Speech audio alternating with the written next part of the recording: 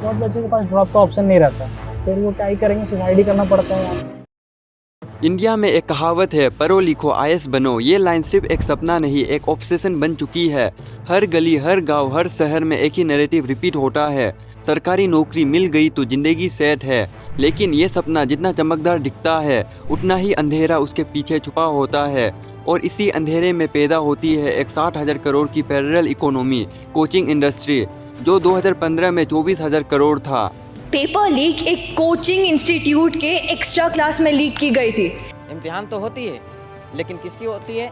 जब एग्जाम होने से 2 दिन पहले क्वेश्चन को रटा दिया जाता है सर, 20 से 25 लाख में बेच दिया जाता है सर। आज हकीकत ये हो गई कि उत्तर प्रदेश भारत का सबसे बड़ा बेरोजगार युवाओं का राज्य बन चुका है। लेकिन आज की जो युवा मांग है नौकरी, ये तब उसको हिंदू मुस्लिम में बांट किया जा रहा है। आए दिन बच्चे फ्रस्ट्रेट हो गए सर, कई आत्महत्या करते हैं। एक बहुत अच्छी लाइन मैंने पढ़ी थी, education is something that cannot be stolen, cannot be taxed. The more you spend the more it become, the more you share the more it expand. ये लाइन जितनी खूबसूरत है उतनी ही आयरनी से भरी हुई है, क्योंकि भारत में एजुकेशन अब एक राइट नहीं, एक लग्जरी बन चुका है। जहाँ सरकार सिर्फ 3% जीडीपी एजुकेशन पर खर्च करती है, वही स्टूडेंट और उनके पेरेंट्स कोचिंग के नाम पर लाखों रुपये और 18% जीएसटी तक बढ़ रहे हैं, बिना किसी गारंटीड फ्यूचर के। एक ऐसी एजुकेशन पर टैक्स जिसे हम बेसिक राइट कहकर प्रमोट करते हैं, और ये 60,000 करोड़ की कोचिंग इंडस्ट्री बस इसी टैक्स, प्रेशर और सपनों के नाजों पे चल रही है। ये कहानी सिर्फ कोटा, पटना, हैदराबाद, दिल्ली या प्रयागराज की नहीं है। ये कहानी है हर उस स्टूडेंट की जो एक बेटर फ्यूचर के लिए अपना प्रेजेंट जलाता है। 1980 के बाद से कॉम्पिटिटिव एग्जाम जैसे IIT, JEE, NEET, UPSC, SSC, banking और स्टेट पीएससी ने एक नया बाजार बनाया, एक बाजार सपनों का पर पैसों से चलता हुआ। सबसे पहले ये ग्रोथ कोटा में हुई, जहां 1985 में बंसल क्लासेस ने एक ऐसा पैटर्न डेवलप किया जो आईआईटी, जेईई क्रैक करने में मदद करता था। बाद में एलन, रेजोनेंस, मोशन जैसे बड़े कोचिंग ब्रांच आए और कोटा एक फैक्ट्री टाउन बन गया। लेकिन जैसे जैसे रिजल्ट ओरिएंटेड एजुकेशन ग्रो हुई, कोचिंग एक पैरेलल एजुकेशन सिस्टम बन गई। हर शहर, हर गली में एक कोचिंग इंस्टीट्यूट खुला। यूपीएससी के लिए दिल्ली का मुखर्जी नगर, नीट के लिए हैदराबाद, एसएससी के लिए पटना, और अब ऑनलाइन एडटेक के जरिए हर मोबाइल तक कोचिंग पहुंचा दी गई है। ये ग्रोथ सिर्फ एकेडमिक नहीं थी, ये इकोनॉमिक भी थी। कोचिंग सेंटर्स ने एक इमोशनल मार्केट क्रिएट किया, जहां पेरेंट्स का सपना, स्टूडेंट का गिल्ट और सोसाइटी की एक्सपेक्टेशन सब एक बिजनेस अपॉर्चुनिटी बन गई। कोटा जैसी जगह सिर्फ एक शहर नहीं, एक फैक्ट्री बन गई है, जहां हर साल 2.5 लाख से ज़्यादा स्टूडेंट आते हैं। ये शहर कोचिंग्स का डिज्नीलैंड बन चुका है। बिल्डिंग्स पे बड़े बड़े पोस्टर जैसे all India rank 1 from XYZ batch आपको हर मोड़ पर मिलेंगे। लेकिन ये जो चमक है, उसके पीछे एक डीप बर्नआउट, प्रेशर और एक्सप्लॉयटेशन छुपा होता है। कोचिंग इंस्टीट्यूट्स के हॉस्टल रूम में लगभग हर दूसरे महीने एक फैन से लटका हुआ स्टूडेंट मिलता है। 2023 में कोटा में 26 स्टूडेंट ने सुसाइड किया। अनऑफिशियल डाटा उससे भी ज़्यादा है, पर असल में ये सिर्फ एक नंबर नहीं, ये 26 फैमिलीज की जिंदगियां है जो ख़त्म हो गई, क्योंकि एक बच्चा प्रेशर से नहीं जूझ पाया। ये प्रेशर कहाँ से आता है? घर से, कोचिंग से, सोसाइटी से, खुद से। जब एक 16 साल का लड़का या लड़की सिर्फ एक नंबर के लिए, एक रैंक के लिए अपनी ज़िंदगी दांव पर लगा देता है, तो उसके अंदर की इंसानियत, उसकी खुशी, सब कुछ मर जाता है। ये बस एक नंबर वार बन गया है। उनके दिन 15 से 16 घंटे की पढ़ाई से भर दिए जाते हैं। टेस्ट का डर, रैंक का स्ट्रेस, घर वालों की उम्मीदें और हर जगह कंपटीशन। कोचिंग वाले प्रोमिस करते हैं आपका बेटा आईआईटी जाएगा, पर क्या सच में? ग्राउंड रियलिटी ये है कि लाखों स्टूडेंट टॉप 100 रैंक के लिए लड़ रहे होते हैं। कोचिंग सेंटर सबको एक ही सिलेबस, एक ही पेस, एक ही तरीके से पढ़ाते हैं। क्या हर स्टूडेंट का लर्निंग स्टाइल सेम होता है? नहीं, मगर इन्हें मशीन बनाया जाता है। जो चल पाए वो आईआईटी जाएगा, बाकी रिजेक्ट। एक एवरेज स्टूडेंट जो हर हफ्ते मॉक टेस्ट में फेल होता है तो उसका कॉन्फिडेंस टूट जाता है। डिप्रेशन, एंजाइटी, सुसाइडल थॉट्स उसके रूटीन का हिस्सा बन जाता है, लेकिन कोई पूछने वाला नहीं होता। WHO के एस्टीमेट के मुताबिक इंडिया में मेंटल हेल्थ प्रॉब्लम्स का burden 2443 disability adjusted life years है हर 1 लाख पॉपुलेशन पर। ग्लोबली देखा जाए तो लगभग हर 7 में से एक 10 से 19 साल के बच्चे किसी न किसी मेंटल हेल्थ कंडीशन का शिकार होते हैं। कोचिंग स्टूडेंट इस क्राइसिस का एपिसेंटर बन चुके हैं, और शॉकिंगली सोसाइटी इन स्ट्रगल्स को एक्सक्यूजेस के रूप में देखती है। पेरेंट्स भी प्रेशर डालते हैं, हमने इतना पैसा खर्च किया है, कुछ बन के दिखाओ। ये लाइन हर स्टूडेंट के दिमाग में गूंजती है, और उसे लगता है अगर वो फेल हुआ तो उसके माँ बाप उससे प्यार करना बंद कर देंगे। कोटा में कोचिंग माफिया इतना पावरफुल है कि मीडिया भी अंडर प्रेशर रहता है। जब सुसाइड होता है तो इंस्टीट्यूट के नाम को ढूंढने में पुलिस को वक्त लगता है। लोकल न्यूज़ चैनल सब कवरेज करते हैं क्योंकि पैसा सबसे बड़ा रखवाला है। आज कोचिंग घोटालों की एक लंबी लिस्ट है। दिल्ली में जय भीम SC/ST फ्री कोचिंग योजना में 2022 तक 145 करोड़ के बिल्स आए, जबकि स्कीम बजट सिर्फ 15 करोड़ था। सबसे बड़ी बात 13,000 क्लेम्स में से अप्रोक्स 3,000 ही वेरीफाई हुए, बाकी बस कागज में ही रह गया। गुजरात में नीट एग्जाम के लिए लगभग 30 स्टूडेंट ने 15 से 20 लाख हर एक निर्दोष मार्क्स के लिए दिए। इसमें प्राइवेट कोचिंग और एग्जाम सेंटर्स के लोग शामिल थे। कोचिंग हब्स में स्टूडेंट सुसाइड अब स्कैंडल्स का हिस्सा बन चुके हैं। 2024 में कोटा के एक IIT एस्पिरेंट ने सुसाइड नोट में लिखा, सॉरी पापा, मैं इस बार भी नहीं कर पाया। वो पहले भी फेल हो चुका था और इस बार उसकी मौत एक और पेनफुल कहानी बन गई। 2022 के NCVT डाटा कहता है कि 13,000 से ज़्यादा स्टूडेंट ने सुसाइड की। असल में कोचिंग इंस्टीट्यूट का अंदर का सच क्या है? कोचिंग एक बिजनेस है, एजुकेशन सिस्टम नहीं। ये इंस्टीट्यूट स्टूडेंट के सपनों के नाम पे एक सोफिस्टिकेटेड बिजनेस मॉडल चला रहा है। हर कोचिंग इंस्टीट्यूट का एक फुल प्रूफ सेल्स फनल होता है।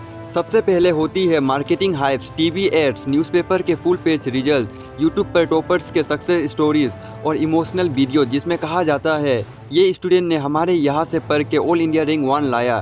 फिर होती है स्कॉलरशिप टेस्ट, जिसमें 90% स्टूडेंट को किसी न किसी फॉर्म में स्कॉलरशिप मिलती है, पर ये सिर्फ एक बेट होता है। एक्चुअल फी स्ट्रक्चर कॉम्प्लिकेटेड और हिडन होता है। टॉपर्स और ब्रिलियंट स्टूडेंट को अलग बैचेस में रखा जाता है, जिसे कहते हैं रैंकर्स बैच। यहाँ वही बच्चे होते हैं जो पहले से ही इंटेलिजेंट होते हैं और इनका रिजल्ट यूज़ किया जाता है फुल कोचिंग का ब्रांड बनाने के लिए।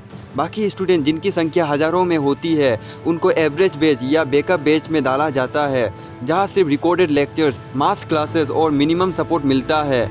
इतना भेदभाव क्यों? सभी स्टूडेंट सेम फीस ही तो भर रहे हैं। आपने देखा होगा हर कोचिंग इंस्टीट्यूट अपने टॉपर्स के इंटरव्यू दिखाता है, मैगजीन्स कवर्स, एड, होर्डिंग, सब जगह उनका चेहरा। लेकिन क्या ये स्टूडेंट सिर्फ उसी कोचिंग में पढ़े थे? नहीं, टॉपर्स को मल्टीपल इंस्टीट्यूट अपनी मार्केटिंग में दिखाते हैं, डमी स्कूल सिस्टम के जरिए उनका नाम रजिस्टर करके। ये भी एक स्कैम है जहाँ टॉपर 4 जगह नाम लिखवा के हर कोचिंग का मार्केटिंग फेस बन जाता है। बाकी स्टूडेंट्स को ये लगता है कि ये कोचिंग बेस्ट है और वो उस कोचिंग में एडमिशन ले लेता है। कोचिंग इंस्टीट्यूट का रिवेन्यू मॉडल भी एग्रेसिव है। 1.5 से 2 लाख की फीस एक ही स्टूडेंट से लिया जाता है एक साल में, and separate charges for crash courses, online test series, study material, hostel plus mess plus transport का खर्च अलग। इंस्टीट्यूट चाहते हैं कि ऐसे स्टूडेंट जिनका सिलेक्शन चांस कम है वो रिपीट करें और इसी रिपीट कल्चर से उनका बिजनेस मॉडल सस्टेन रहता है। एक टाइप का इमोशनल EMI चल रहा होता है। हर साल एक नई फीस, एक नई उम्मीद और एक नई डिसअपॉइंटमेंट। एलन कैरियर इंस्टीट्यूट ने फाइनेंशियल ईयर 2024 में 3,244.7 करोड़ का टोटल रेवेन्यू रिकॉर्ड किया। FIIT JEE का फाइनेंशियल ईयर 2023 में ऑपरेशनल रेवेन्यू 542 करोड़ था, जो फाइनेंशियल ईयर 2022 के 448 करोड़ से 21% ज़्यादा है। फिजिक्स वाला ने फाइनेंशियल ईयर 2024 में लगभग 1940 से 2020 करोड़ का रेवेन्यू कमाया, जो फाइनेंशियल ईयर 2023 के मुकाबले 161% का जबरदस्त जंप है और फाइनेंशियल ईयर 2025 तक इसे 4,000 करोड़ तक ले जाने का प्लान है।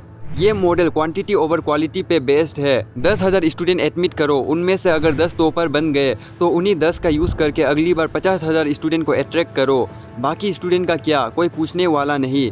ये इंडस्ट्री एक ऐसी फैक्ट्री बन गई है जहाँ ज़िंदगी से ज़्यादा रैंक इम्पोर्टेंट है, और जब तक हम इस सच को ओपनली एक्सेप्ट नहीं करते तब तक हर साल कुछ और बच्चे इस प्रेशर के नीचे दबकर अपना सब कुछ खो देंगे। इंडिया में बचपन से ये सिखाया जाता है सरकारी नौकरी मिलेगी तो इज्जत मिलेगी, इंजीनियर या डॉक्टर बनना है तो कोचिंग जाना ही पड़ेगा। बेटा, शर्मा जी के लड़के ने IIT क्लियर कर लिया, तू कब करेगा? ये कंपैरिजन और एक्सपेक्टेशन का टॉक्सिक साइकिल स्टूडेंट के ब्रेन में गिल्ट, सेल्फ डाउट और एंजाइटी डेवलप करता है। हर स्टूडेंट की कैपेबिलिटी अलग होती है, इंटरेस्ट अलग होते हैं, पर सिस्टम सबको एक ही लेन में डालकर भगाता है। जो नहीं भाग पाता उसे फेलियर का लेवल मिलता है। क्लिनिकल साइकोलॉजिस्ट के रिपोर्ट्स के मुताबिक कोटा जैसे शहरों में हर दूसरा स्टूडेंट किसी न किसी साइकोलॉजिकल डिसऑर्डर से जूझ रहा होता है, लेकिन उन्हें नॉर्मलाइज कर दिया गया है, कहकर कि सबको स्ट्रेस होता है, तुम्हें भी एडजस्ट करना पड़ेगा। इतना बड़ा सिस्टम, इतने बड़े पैसों का बिजनेस, पर एक भी proper mental health support mechanism नहीं। काउंसलिंग सिर्फ एक चेकबॉक्स बन चुकी है। कोटा जैसे सिटीज़ में सुसाइड नंबर बढ़ रहे हैं, सिर्फ इसीलिए नहीं कि एग्जाम टफ है, बल्कि इसीलिए कि स्टूडेंट अकेले है, फैमिली से दूर, एक्सपेक्टेशन के बोझ से दबा हुआ। ये प्रेशर एक साइकोलॉजिकल ट्रैप बन जाता है। रूट प्रॉब्लम तो ये है कि सिस्टम स्टूडेंट को ह्यूमन नहीं एक प्रोडक्ट समझता है। इस रेस में ना सिर्फ कैरियर का प्रेशर होता है बल्कि अपना पेशेंस सेक्रीफाइस करने का दर्द भी होता है। कोई क्रिकेट में अच्छा था, कोई डांस में, कोई कोडिंग में, लेकिन उन सबको एक ही गली में डाल दिया गया, नीट या जेई। ये एक आइडेंटिटी क्राइसिस का बर्थ पॉइंट है। जब एक 15 से 17 साल का स्टूडेंट अपने असली सपनों को छोड़कर किसी और का सपना चेस करता है तो वो इमोशनल फ्रैक्चर लाइफ लॉन्ग रह जाता है। और जब एग्ज़ाम क्लियर नहीं होता तब गिल्ट, एंजाइटी और डिप्रेशन सब कुछ बदल देता है। और ये गिल्ट सोसाइटल टेंडेंसीज और मेंटल हेल्थ ब्रेकडाउन में बदल जाता है। जो मॉडल सिर्फ कुछ टॉपर के नाम पे चलता हो और हज़ारों को इग्नोर करता हो, क्या वो मॉडल सस्टेनेबल है? कोचिंग इंडस्ट्री एक बबल की तरह है जो पैसा और एक्सपेक्टेशन से इन्फ्लेट हुआ है और हर साल ये बबल और बड़ा होता जा रहा है। अगर इस मॉडल को चेक नहीं किया, अगर रेगुलेशन, मेंटल हेल्थ और स्टूडेंट सेंट्रिक अप्रोच ना लाई गई तो ये बबल फूटेगा और उस वक्त नुकसान सिर्फ स्टूडेंट का नहीं बल्कि देश का होगा।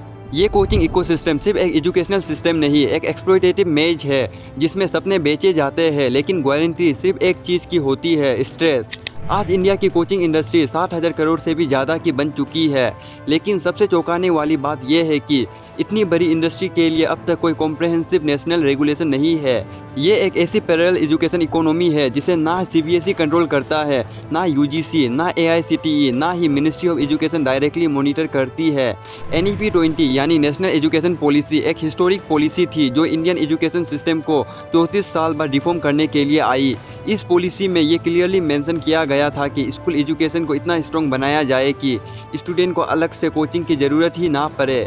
NEP ने हाई स्टेक बोर्ड्स एग्ज़ाम को इजी बनाने, मल्टी डिसिप्लिनरी लर्निंग को प्रमोट करने और क्रिटिकल थिंकिंग स्किल पे फोकस करने जैसे स्टेप की बात की थी। लेकिन ग्राउंड रियलिटी कुछ और है। NEP 20 सिर्फ डॉक्यूमेंट में जिंदा है, इम्प्लीमेंटेशन में नहीं। अब तक किसी स्टेट ने NEP के कोचिंग रेगुलेशन वाले एस्पेक्ट पर कॉन्क्रीट एक्शन नहीं लिया। ना एक्रीडिटेशन की बात हुई, ना स्टूडेंट वेलफेयर नॉर्म्स एनफोर्स हुए, ना मेंटल हेल्थ स्क्रीनिंग मैंडेटरी हुई। कोचिंग सेंटर्स अपनी मर्जी से सिलेबस, फीस, मार्केटिंग और प्रेशर डिज़ाइन करते हैं बिना किसी लीगल अकाउंटेबिलिटी के। अगर आपको कोचिंग इंडस्ट्री के डार्क नेक्सस का सबसे बड़ा उदाहरण चाहिए तो व्यापम स्कैम उसका फेस है। व्यापम व्यावसायिक परीक्षा मंडल मध्य प्रदेश का एग्जाम कंडक्टिंग बॉडी था। 2013 से 2015 के बीच में यहाँ से मेडिकल और इंजीनियरिंग एंट्रेंस एग्जाम में मास लेवल पर फ्रॉड हुआ। Thousands of fake student, dummy candidates और इम्पर्सनेटर ने पैसा देकर एग्जाम क्लियर किया। इन्वेस्टिगेशन में ये पाया गया कि कोचिंग इंस्टीट्यूट के एजेंट्स भी इस स्कैम में इन्वॉल्व थे। वो हाई पेइंग पेरेंट्स के बच्चों के लिए सोल्वर गैंग्स हायर करते थे, पेपर्स लीक होते थे और सीट ब्लैक में बेची जाती थी। 40 से ज़्यादा लोगों की मिस्टीरियस डेथ हुई थी इस स्कैम के विटनेस के रूप में। CBI ने इस केस की प्रूफ ली लेकिन फाइनल अकाउंटेबिलिटी अब तक अनक्लियर है। इससे एक बात तो साफ हो गई, कोचिंग और करप्शन का नेक्सस सिर्फ अर्बन मिथ नहीं, ग्राउंड रियलिटी है। प्राइवेट कोचिंग सेंटर्स किसी भी फॉर्मल एजुकेशन बोर्ड या लॉ के अंदर रजिस्टर नहीं होते। ये किसी रेगुलेटरी फ्रेमवर्क में नहीं आता। ना उनकी फैकल्टी को टीचर्स ट्रेनिंग चाहिए होती है, ना करिकुलम अप्रूवल। ये सेंटर सिर्फ एज बिजनेस एंटिटीज रजिस्टर्ड होते हैं जिनका प्राइमरी मोटिव है रेवेन्यू। सिस्टम को ब्लेम करना इजी है लेकिन रिफॉर्म तभी आएगा जब हम स्टूडेंट को सेंटर में रखेंगे। हर कोचिंग इंस्टीट्यूट में mental health support system mandatory होना चाहिए। मिसलीडिंग एडवर्टाइजिंग पे लीगल एक्शन होना चाहिए। पेरेंट्स को कैरियर काउंसलिंग और अवेयरनेस ट्रेनिंग मिलना चाहिए। स्कूल सिस्टम में ही अल्टरनेटिव कैरियर एक्सपोजर होना चाहिए। मीडिया सिर्फ टॉपर्स पर नहीं, रियल स्टोरीज को हाईलाइट करना चाहिए। सबसे बड़ी ज़रूरत है एम्पैथी की, समझने की कि हर बच्चा यूनिक होता है। सक्सेस सिर्फ एक एग्ज़ाम से डिफाइन नहीं होती। किसी का IIT क्लियर करना जितना इम्पोर्टेंट है उतना ही किसी का content creation, design, civil service या इवन फार्मिंग में एक्सेलेंस भी मैटर करता है। सबसे बड़ा सॉल्यूशन है सोसाइटी की सोच में बदलाव। जब तक हम सिर्फ डॉक्टर, इंजीनियर को सफलता समझेंगे तब तक lakh of creative, talented, passionate student इस सिस्टम में दबते रहेंगे। कोचिंग स्कैम सिर्फ पैसों का नहीं, इमोशन का भी है। हम सबको देखना होगा, समझना होगा कि अगर हम इस साइकिल को नहीं रोकेंगे तो हम एक और जेनरेशन को छोड़ देंगे जो सिर्फ रत्ता मारने के चक्कर में अपना असली टैलेंट खो बैठेंगे। और आपको लगता है कि सिर्फ कोचिंग ही एक स्कैम है तो अपने अभी तक इंडिया के 4th लार्जेस्ट इकोनॉमी बनने के दावे के पीछे छुपा हुआ असली झूठ नहीं देखा होगा। उस वीडियो को जरूर देखिए, लिंक डिस्क्रिप्शन में भी है और आप यहाँ क्लिक करके भी देख सकते हैं।